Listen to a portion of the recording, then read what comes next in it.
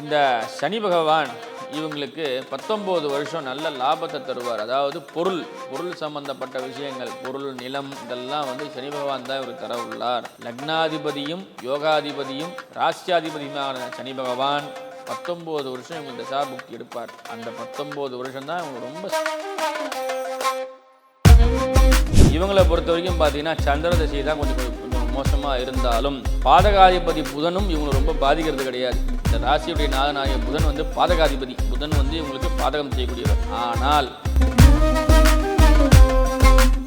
24 வயசு வரைக்கும் கொஞ்சம் போராட்டம் தான். எல்லாத்துக்கும் போராடணும் 24 வயசுக்கு அப்புறம். அதுக்கப்புறம் சுக்கிர தசை, பதவி உயர்வு, பணியிலே நல்ல மனையால் பதவி உயர்வு, அதே போல் படித்த வேலைக்கு உரிய வேலை, ப்ரமோஷன், அந்த மாதிரி நல்ல விஷயங்கள்லாம் 24 வயசுக்கு அப்புறம் தான்.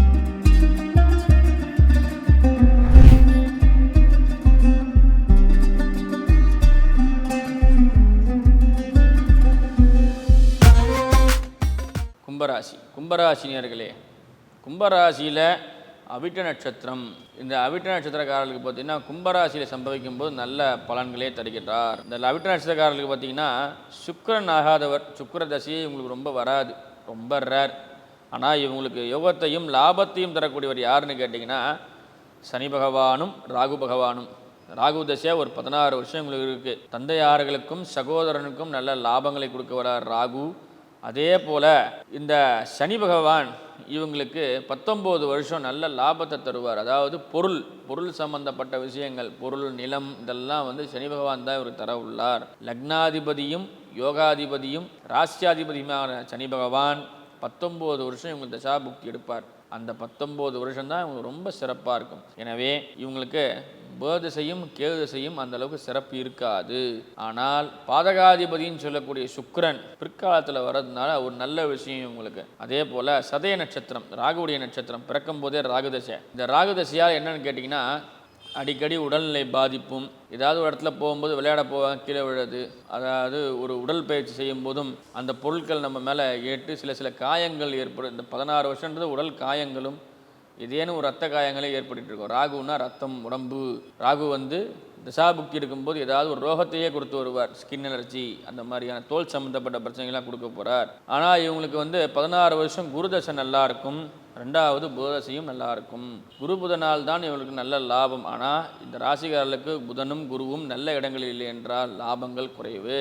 அடுத்தபடியாக புரட்டாதி நட்சத்திரம். இந்த புரட்டாதி நட்சத்திரக்காரர்களுக்கு பிறக்கும் போதே குருதசை.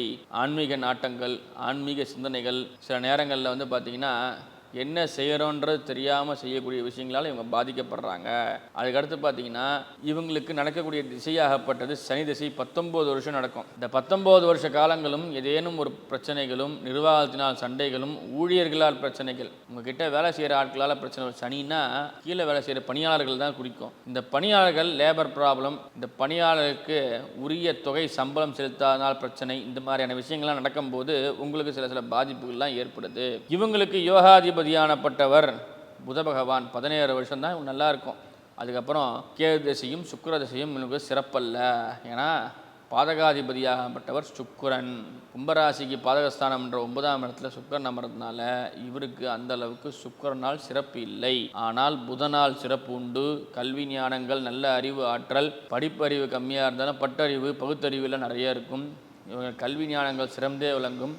இவர்களை பொறுத்த வரைக்கும் பார்த்திங்கன்னா என்ன தேவதையை வழிபாடு செய்யலாம் என்றால், இவங்க எந்த ஊரில் இருக்காங்களோ அந்த ஊர் கிராம தேவதையை வழிபாடு செய்ய வேண்டும்.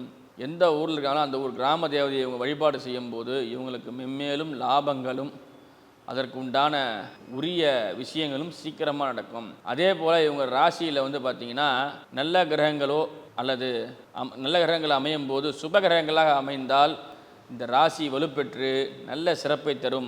பாபகரங்களாக அமைப்பெற்றால் சில நேரங்களிலே இந்த பலன் மாறுபடுகிறது. இந்த தசாநாதன் தசாபுக்தியின் போது சில நேரங்களிலே நிறைய விஷயங்கள் முன்னுக்கு முரணாக நடப்பதால் உங்களுடைய ராசிநாதனை நல்ல இடத்தில் இருக்கிறாரா என்று கவனித்துக் கொள்ளுங்கள். அதே போல் கிராம தேவதை வழிபாடு, பெண் தேவதைகள் வழிபாடு செய்யும்போது நல்ல உங்களுக்கு மென்மேலும் சிறப்பை தருகிறது. அடுத்தபடியாக மீனராசி. இந்த மீனராசியுடைய முதல் சிறப்பு என்னென்னு கேட்டிங்கன்னா குருவுடைய ராசியிலேயே குருவுடைய நட்சத்திரமாகப்பட்டது முதலே வருகிறது. புரட்டாதி நட்சத்திரக்காரர்கள் பொறுத்த வரைக்கும் முதல்ல குரு தசை 2 ப்ளஸும் ஒரே நேரத்தில் சின்ன வயசுலேயே கிடச்சிருது. ராசியாதிபதி, யோகாதிபதி, நட்சத்திராதிபதி இந்த 3 பேருடைய எல்லாருமே ஒரே ஆளாக வந்துடுறார் குரு பகவான். உங்கள் ராசி அதிபதியாகப்பட்டவர் குரு, நட்சத்திராதிபதியாகப்பட்டவர் குரு, உங்களுக்கு நல்லதை செய்யப்படுற குரு, யோகாதிபதினு சொல்லப்படுற குரு. இந்த 3 விஷயமும் சின்ன வயசுலேயே நடந்துடும். குறிப்பிட்டு ஒரு 20 வயசுக்கு அப்புறம் பார்த்தீங்கன்னா உங்களுடைய வாழ்க்கையிலே கொஞ்சம் போராட்டம் நிறைந்த வாழ்க்கையாக இருந்தாலும் சனி திசை ஆரம்பித்த போது சில நேரங்களில் வீட்டிலே பிரச்சனைகள் ஏற்பட்டு தனிமையில் இருக்கக்கூடியதை விரும்பக்கூடிய ஆட்கள் நீங்கள். அடுத்தபடியாக பார்த்தீங்கன்னா பேர்ஸே கொஞ்சம் பரவாயில்லையாக இருக்கும். பேர்ஸில் கொஞ்சம் லாபங்கள், வண்டி வாகனங்கள், வீடு மனை இதெல்லாம் வாங்கக்கூடிய அமைப்பு ஏற்படும். பதவி உயர்வு ஏற்படும். அதே போல் 20 வருஷம் சுக்கிர தசை பார்த்தீங்கன்னா உங்களுக்கு 35 வயசில் கிடைக்க போகுது. 20 வருஷம் சுக்கிர தசை.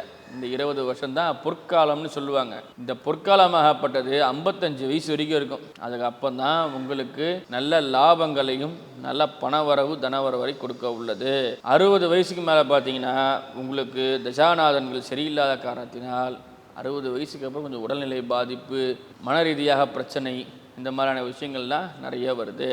உத்திரட்டாதி நட்சத்திரம் குரு வீட்டிலே உட்கார்ந்த ஒரு பாபகிரகத்தினுடைய நட்சத்திரம். இந்த பாபகிரகமாகப்பட்டவர் 17 வருஷம் உத்திரட்டாதி நட்சத்திரக்காரர்களுக்கு 17 வருஷம் சனி தசை நடக்குது. இந்த சனி தசை உங்களுக்கு பரவாயில்லையாக இருந்தாலும் புத தசை ஓரளவுக்கு நல்லாவே இருக்கும். இந்த 19 வருஷம் சனி தசையை கொஞ்சம் பரவாயில்லையாக இருந்தாலும் இந்த 17 வருஷமாகப்பட்ட புத தசை உங்களை காப்பாற்றும். அதே போல் சுக்கிர தசை இவங்களுக்கு 30 வயசில் வரும். அப்போது கொஞ்சம் பேலன்ஸ்டாக போகக்கூடிய ஆட்கள், எல்லாரையும் கொஞ்சம் அனுசரித்து போகக்கூடிய ஆட்கள், யாரையும் முகம் சுழித்து பேசக்கூடிய ஆட்கள் கிடையாது. இவங்க இன்னன்போடு வரவேற்று அதுக்குண்டான காரியங்களை சாதித்து கொள்வார்கள். இவங்களை பொறுத்த வரைக்கும் பார்த்தீங்கன்னா சந்திர தசை தான் கொஞ்சம் மோசமாக இருந்தாலும் பாதகாதிபதி புதனும் இவங்களை ரொம்ப பாதிக்கிறது கிடையாது. இந்த ராசியுடைய நாதனாகிய புதன் பாதகாதிபதி. புதன் இவங்களுக்கு பாதகம் செய்யக்கூடியவர். ஆனால் இந்த உத்திரட்டாதி நட்சத்திரக்காரர்கள் மட்டும் பாதகம் கொஞ்சம் குறைவாக தான் செய்கிறார், ரொம்ப பாதிப்பு இல்லை. அதே போல் ரேவதி நட்சத்திரக்காரர்கள் ஆரம்பத்திலே பாதகாதிபதி தசை நடக்குது. இந்த 17 வருஷன்றது ரொம்ப பிரச்சனை இருந்த வருஷமாகவே இருக்கும் உங்களுக்கு பிறக்கும்போது. அதுக்கப்புறம் ஒரு 7 வருஷம் கேதுவுடைய தசை, 17 ஒரு 7 24 வயசு வரைக்கும் கொஞ்சம் போராட்டம் தான், எல்லாத்துக்கும் போராடணும் 24 வயசுக்கு அப்புறம். அதுக்கப்புறம் சுக்கிர தசை, பதவி உயர்வு, பணியிலே நல்ல மனையால் பதவி உயர்வு, அதே போல் படித்த வேலைக்கு உரிய வேலை, ப்ரொமோஷன், அந்த மாதிரி நல்ல விஷயங்கள்லாம் 24 வயசுக்கு அப்புறம் தான் உங்களுக்கு நடக்க போகுது. ஏன்னு கேட்டிங்கன்னா ரேவதி நட்சத்திர நாதனாகப்பட்ட புதன் உங்களுக்கு பாதகாதிபதி. அவர் ஒரு 17 வருஷம் இருப்பார். அதுக்கப்புறமா கேது ஒரு 7 வருஷம். ஆக உங்களுக்கு 27 வயசுக்கு அப்புறம் தான், 24 வயசுலேருந்து ஆரம்பம், 27 வயசுக்கு அப்புறம் தான் நல்லதே செய்ய ஆரம்பிப்பாங்க. அதே போல் சூரிய திசையில் அரசாங்க சம்பந்தப்பட்ட வேலை, அரசாங்க சம்பந்தப்பட்ட உத்தியோகங்கள், அரசாங்கத்தால் ஏற்படக்கூடிய நன்மைகள், கான்ட்ராக்ட், டெண்டர், இந்த மாதிரியான விஷயங்கள்லாம் அவங்களுக்கு கிடைக்கும். முக்கால்வாசி இந்த ரேவதி நட்சத்திரக்காரர்கள் அரசு பள்ளியிலே சார்ந்து வாழ்கிறார்கள். அதே போல் இவங்களுக்கு ரிட்டையர்மெண்ட் லைஃப்ன்றது ரொம்ப சிறப்பாக இருக்கும். ஏன்னு கேட்டிங்கன்னா பாதகாதிபதி திசையும் வராது. அதனால் நிம்மதியாக இவங்க காலத்தை தள்ளலாம். இவங்களுக்கு நரம்பு மண்டலத்தில் சில பிரச்சனைகள்லாம் ஏற்படுது. நரம்பு ப்ராப்ளம், நர்வஸ் ப்ராப்ளங்கள், திடீர் பயம், இரவிலே தூக்கம் கம்மியாக உள்ள ஆட்களாக இருக்காங்க.